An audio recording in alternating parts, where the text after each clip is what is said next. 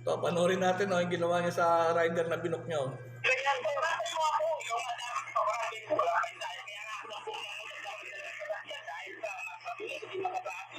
Ito, tatandaan niyo po yan pag mga isakay niyo po yan ha.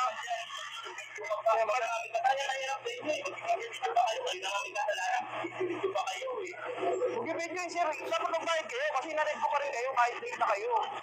Hindi pa pala sa ayos. Hindi sana umagang-maga. Scammer. Kawawa naman yung rider. Itong nakasumbero na to, sinisisi niya yung rider kung bakit na-late siya dun sa pupunta niya, siguro sa trabaho niya. Ginawa niya ang dahilan yun para hindi niya bayaran yung rider. Kawawa naman yung rider, nagtatrabaho ng marangal tapos ganyan yung gagawin. Sa susunod, yung ayaw nating malate, time management lang, gising lang tayo ng maaga para makarating din tayo ng maaga sa pupuntahan natin o kaya sa mga trabaho natin.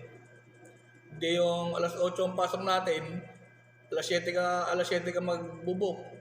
Natural, anong oras ka lang makakasakay dyan? Tapos asahan natin, makakarating ka sa trabaho mo, sa pupunta mo ng maaga.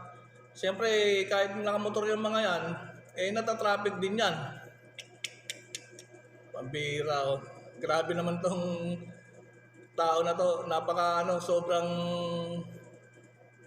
buraot. Kawawa naman tong rider na to. Oh. Hindi natin alam kung talagang nabayaran to o hindi na talaga.